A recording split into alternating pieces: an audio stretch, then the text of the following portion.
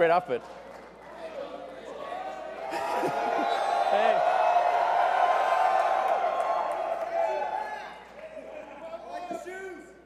Yes.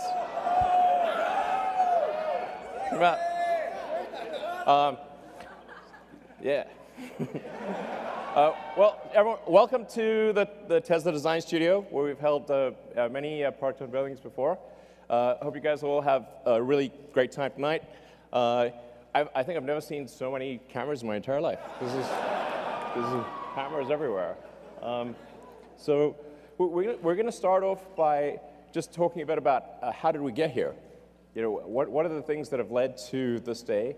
What are the cars like? How did Tesla start out? How did we, you know, where were we 10, 11 years ago? What has happened over that intervening time? You know, because it occurred to me that a lot of people, they only heard about Tesla maybe a year or two ago, and you know, electric cars are kind of like taken for granted. But there was a time when electric cars seemed very stupid, and it wasn't that long ago. And the idea of creating a car company was stupid, of course, and then making an electric car company was like stupidity squared. And so let's take a look at the first car we ever made, the Tesla Roadster. Yeah.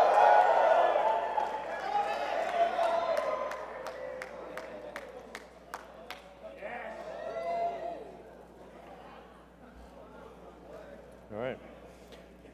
It's a bit small. It's great. It's great. So the crazy thing is, if you go back 11 years today, Tesla had made one car, that car. That's serial number one of Tesla. So that's my car, actually. So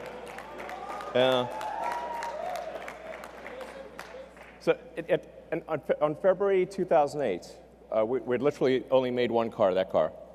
And it didn't really work very well, I have to say. It broke down a lot. And it took us another 3 months just to make the second car. And now we've made about 550,000 cars. Yeah. So,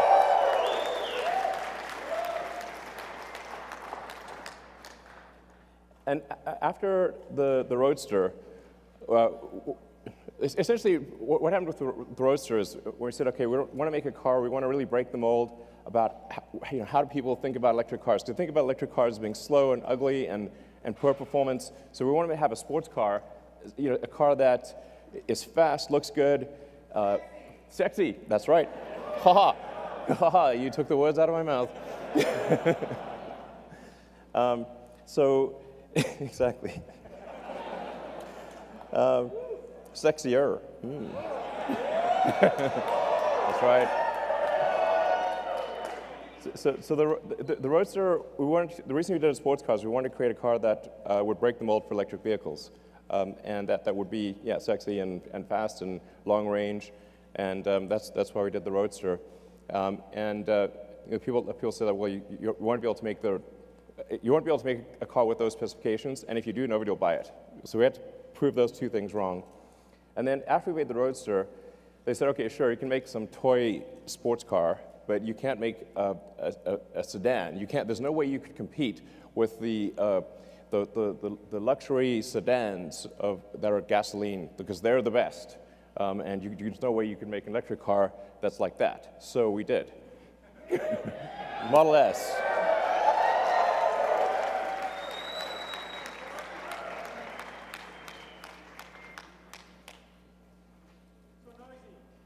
Exactly. So noisy. Where are all the fumes? Where's the exhaust pipe? Where do you put the gasoline?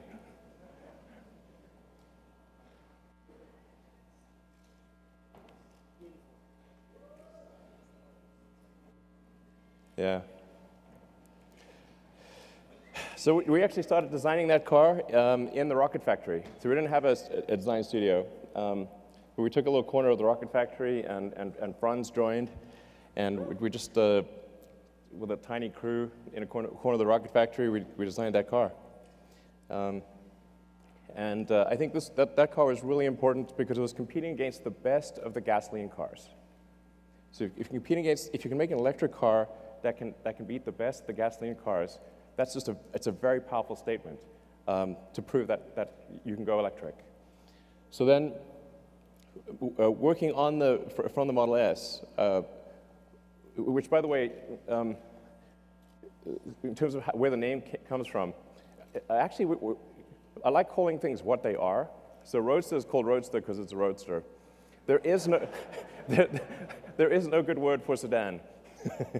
So we couldn't call it the sedan. It wouldn't work. Or saloon. There's just like literally no word. So the Model S stands for sedan. And this is how out of touch I was. I actually didn't realize at the time that Model S also means models. and then I had like at one point a license plate that said Model S2 because it was like the second production Model S, and it was like, and as I was walking away from my car, I said, "Wow, what a jerk! His license plate says Models 2." Yeah, like okay, better not have that license plate. So, but then going from the Model S, we said, okay, we want to make the best SUV in the world. We want to do something. We kind of got carried away actually with the Model X. We was like, let's have practically every technology and whiz-bang thing we could possibly think of. The Model X is like, as a car, it's like a Fabergé egg meets a spaceship. It's like, it was insanely difficult. But it is an amazing vehicle. Let's bring it out.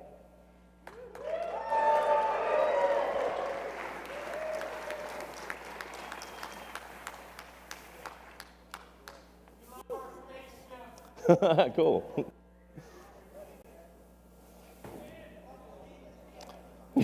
Yeah. You can see a certain position forming, maybe.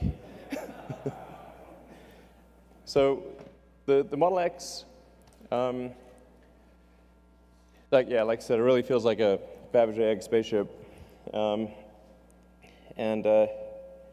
It's X for crossover SUV. But then after we had the Model S and Model X, I thought it'd be pretty funny if we had the Model E. But then like Ford threatened to sue us. Ford killed sex. But I said, what if we call it the Model 3? Because that's completely different from me. They said, that's fine. So we have the Model 3. Let's bring out the Model 3.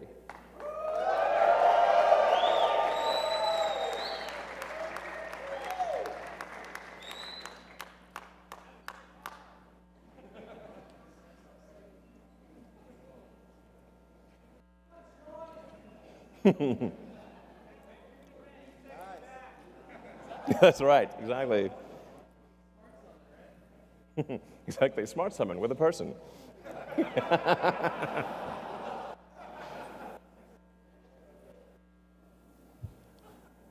So we made the original Roadster, the Model S, the Model X, the Model 3, and then we also then made the new generation Roadster, which we'll bring in, or maybe it's over there. Oh, it's coming in. New Roadster. Exactly. Maybe it's there. Yeah, there we go.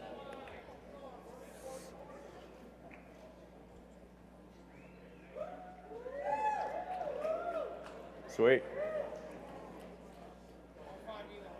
Hey, sure. Yeah, my man! So, yeah, here we have the original Roadster, the new Roadster. Yeah. And then, hey, how's it going? And then the Semi.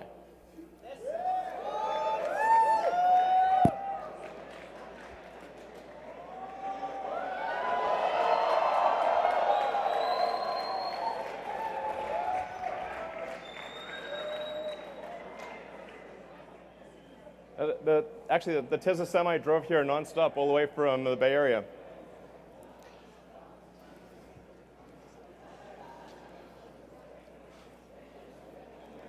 So that Tesla Semi, a 500-mile range electric semi. I learned to actually, only after naming the thing, that semi has two meanings. So it's semi-sexy.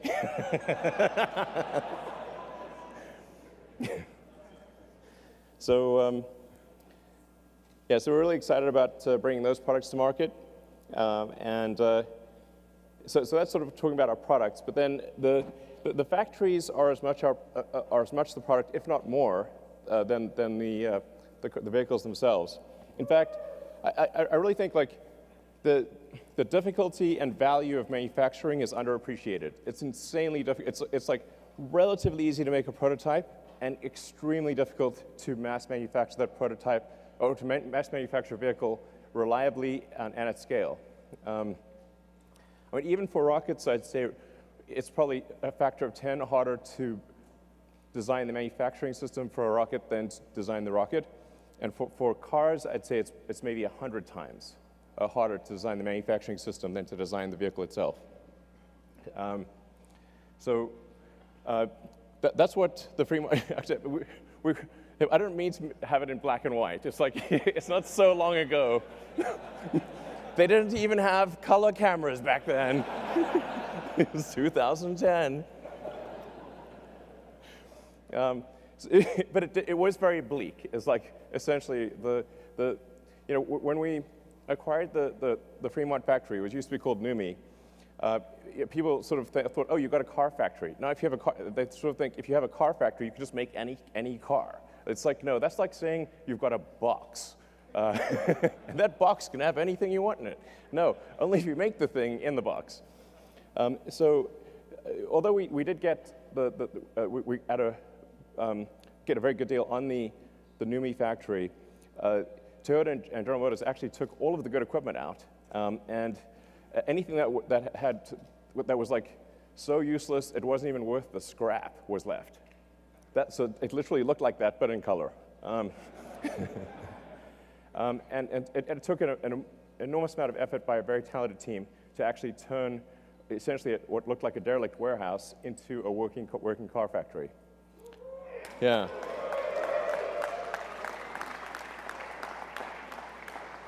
So, and in fact, like today, the Fremont factory, which is an enormous building, I think it's like the second or third biggest building in the world by footprint, is so dense. So densely packed with people and robots. Well, this picture has like robots, but there's 20,000 people that work at the Fremont factory across 4 or 5 shifts. So it's really a massive amount of people and robots. So it's like this giant cybernetic collective. So that was way harder than making the car by far. I mean, it's worth noting, like, the last time, at least in the US, the last time any car company achieved mass manufacturing was about 100 years ago. That is the last time, and then Tesla. It's literally that crazy. So,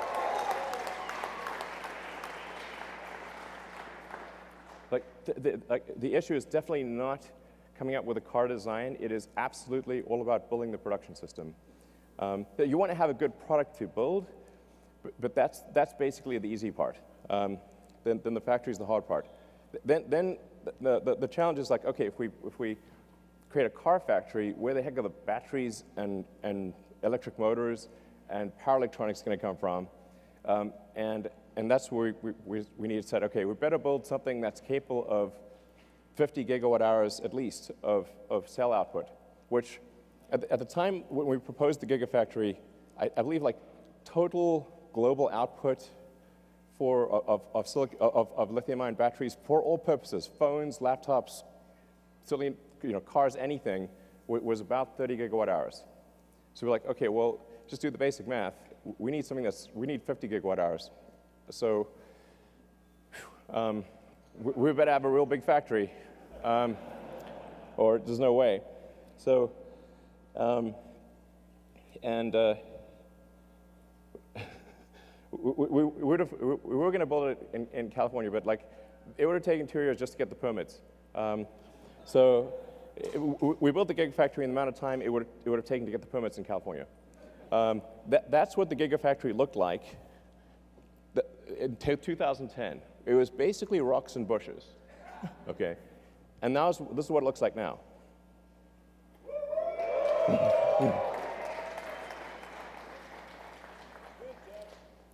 Yeah. So, and it's only about a third complete. So this one complete, I think it's about 4 or 5 times the size of the Pentagon. So it's kind of difficult to appreciate scale.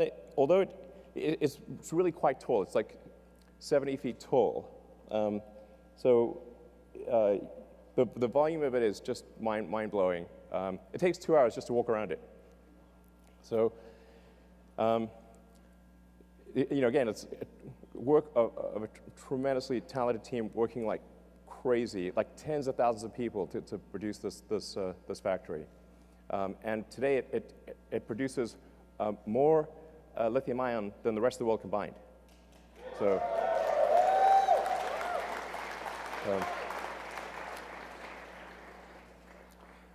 Now we're also building a factory in China, which I'm really excited about.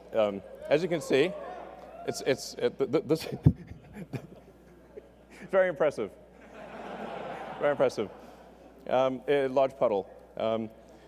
So when I was there in January, that's what it looked like when we did the groundbreaking ceremony, and this is what it looks like now, 3 months later. But this is what it will look like at the end of the year.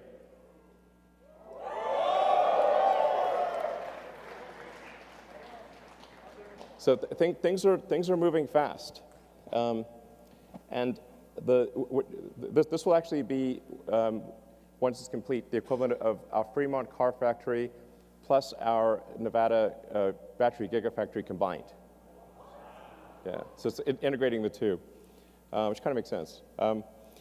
So yeah, so we're really excited about this. A great team in China, and this is going to be really important for making affordable versions of the Model 3 and Model Y for the greater China market. And then, besides cars, we have some other things. So the solar roof and Powerwall.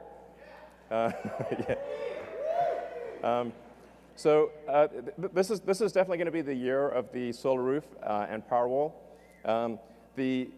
Because of like extreme challenges with the Model 3 production, we have to basically allocate all resources to Model 3 production because otherwise we're going to die. And so basically, it was pretty tight, I have to say. That was a hard one. I would say like 2018 is probably felt like aging 5 years in one. Honestly, it was really intense. So,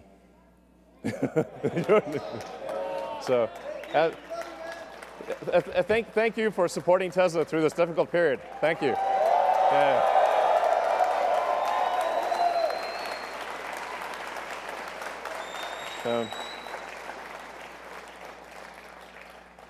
Now that Model 3 production is going pretty well, we're going to finally allocate engineering attention to the solar roof as well as the solar retrofit. I'm pretty excited about both the solar tile roof and the solar retrofit. And like part of the reason we couldn't make Powerwall is we couldn't make enough cells. So we had to either allocate cells to the car or to the Powerwall. And it was like, well, we've got to make the cars. So then Powerwall got cell star, basically. But 2019, so we are now going to ramp it up. And then PowerPack. So PowerPack is kind of like our industrial strength battery storage system. We did the biggest battery storage system in the world in Australia. And yeah, that was really super cool. And then we're doing one that's roughly a gigawatt-hour scale in California. So just in Southern California, right nearby, we're building a gigawatt-hour scale power pack.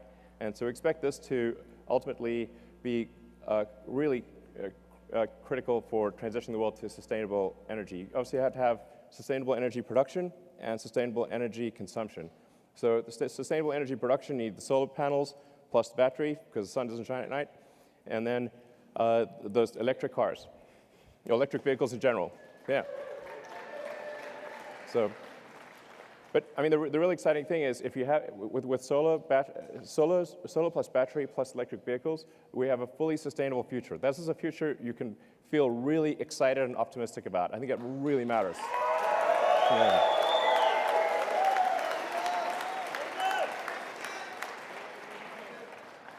And then supercharging.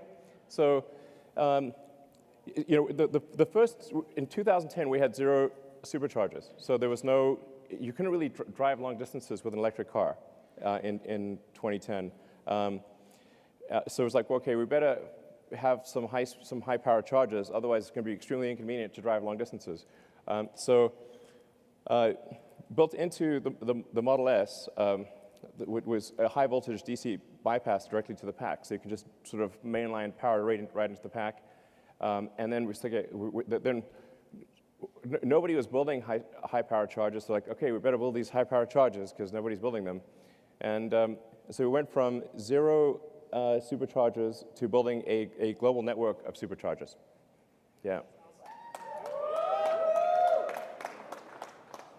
Yeah, so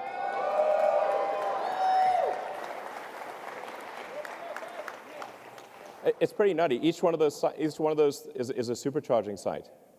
So supercharging team Tesla did an incredible job building a global network of superchargers that allow you to travel to a massive section of the world, basically anywhere in North America, almost anywhere in Europe, most places in China, not the Gobi Desert yet, but most places. We'll cover the Gobi Desert. We'll get there. And Saskatchewan, I swear to God, there is. I've specifically asked about the Saskatchewan supercharger, and I'm told it is under construction. So, absolutely, I've asked about it like twice. I'm told it's going to be completed soon, and then you will actually be able to drive across Canada. So yes, Hawaii. Kazakhstan.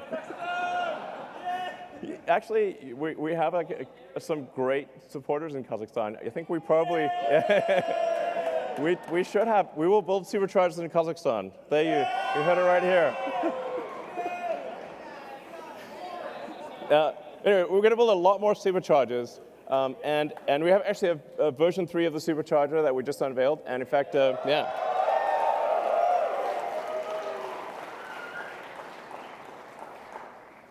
So the superchargers actually started out only at about 75 kilowatts, and now they're at, with version 3, 250 kilowatts, and we think probably can even go a little higher than that.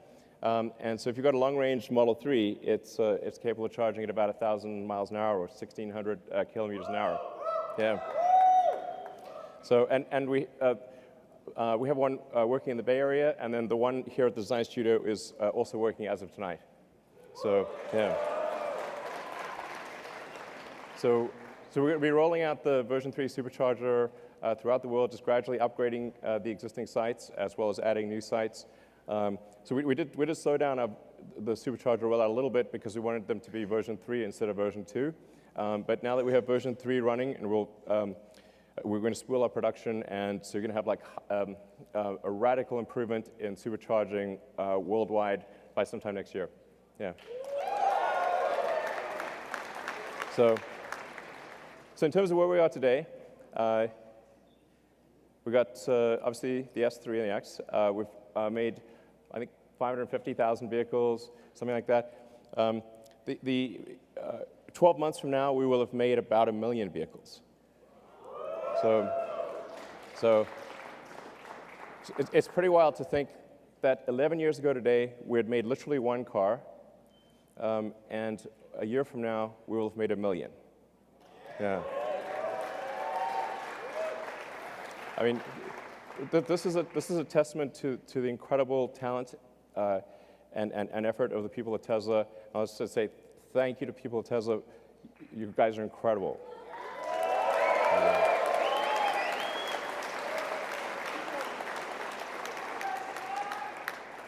So, yeah, and 4 million tons of CO2 saved.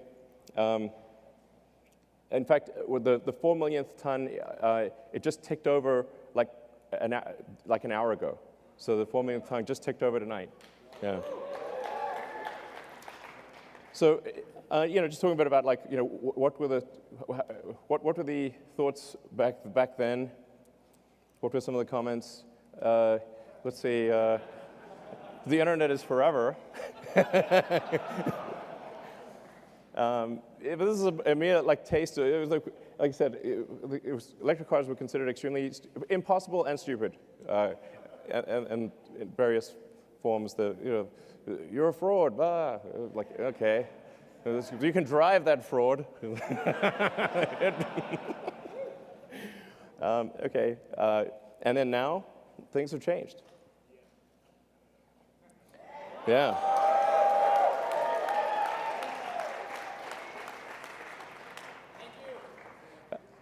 The goal of Tesla was literally this, is like, to what degree, in fact, when we created it, we're like, okay, the fundamental historic good of Tesla should be measured by the degree to which we accelerate the advent of sustainable energy and transport.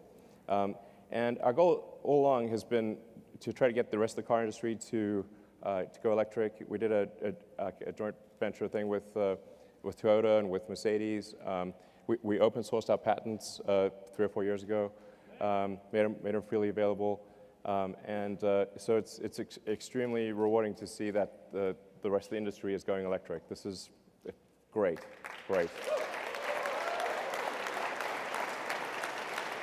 So, and I was just wondering, like, where will Tesla be in 10 years?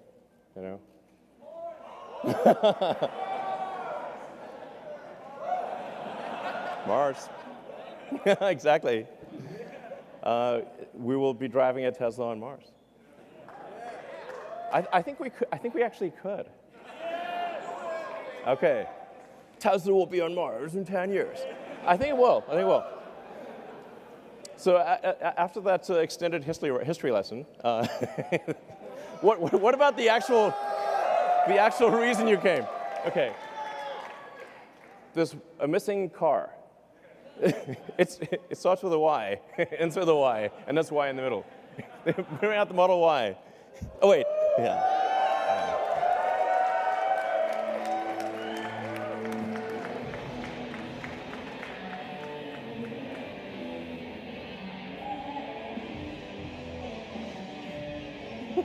Extended history lesson.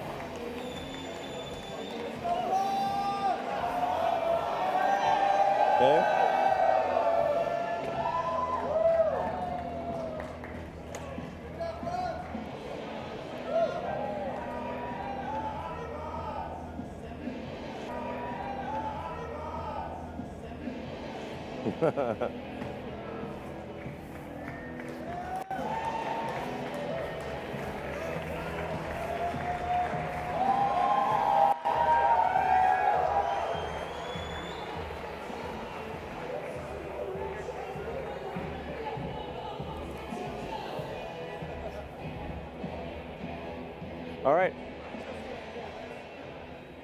The Model Y. Yeah. So, like the 3, it will be extremely safe. So that you may know the Model 3 has the lowest probability of injury of any car ever tested by the U.S. government. The Model Y, we expect, will have a similar result. 5 stars in every category. With the battery pack low in the floor, it's going to have a very low center of gravity. So this will, it has the functionality of an SUV, but it will ride like a sports car. So this thing will be really tight in corners, and we expect it will be the safest a mid-size SUV in the world by far. And at Tesla, we actually always design with safety as the #1 goal. It's like people think, okay, performance, sure, but safety first. This is actually by far the most important thing. But it's also going to have incredible performance. So we expect to have a 3.5 seconds 0 to 60. Yeah, it's good. And very low center of gravity, so great handling. It's testing out at a 0.23 drag coefficient, which is extremely good for an SUV.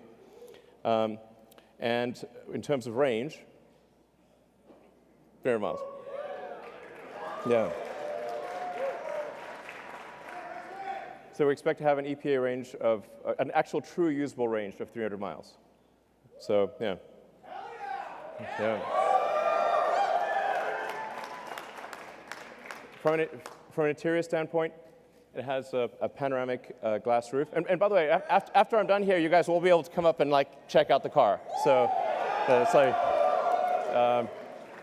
so it's going to have a panoramic glass roof. It really feels like, just like the Model 3, if you're in the car, it just feels like you can see the sky.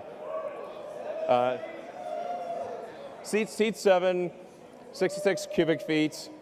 Obviously autopilot and all that. As I've said publicly, we expect to be feature complete with self-driving sometime later this year.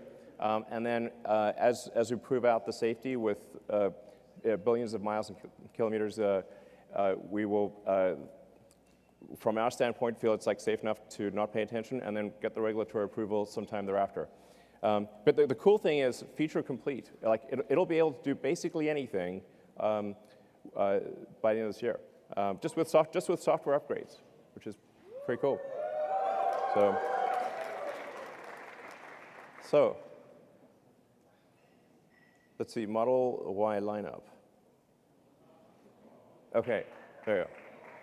So yeah, the basically long range one we expect to be about $47,000, and then sometime in 2021 we'll have the sort of standard version, which will have a $39,000 price point.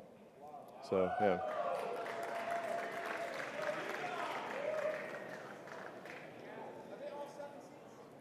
No, the 7 seats are optional. Yeah. Do you mean the lift gate? Yes. Okay. I mean, you never know. We might do better than this, but so it should be at least as good. So I think it's going to be really compelling. I'm confident that it'll be of any mid-size SUV, it'll be the one you want. Yeah, I think it'll probably sell. I think we'll probably do more Model Ys than X and 3 combined, most likely. Yeah. So there you have the sexy presentation. So, all right. Thank you all for coming. Those of you who are here and those of you who are watching, thank you very much for your support over the years. It's been, a hell of a ride. I love you too. I love you too. We are bringing sexy back quite literally. All right, thank you.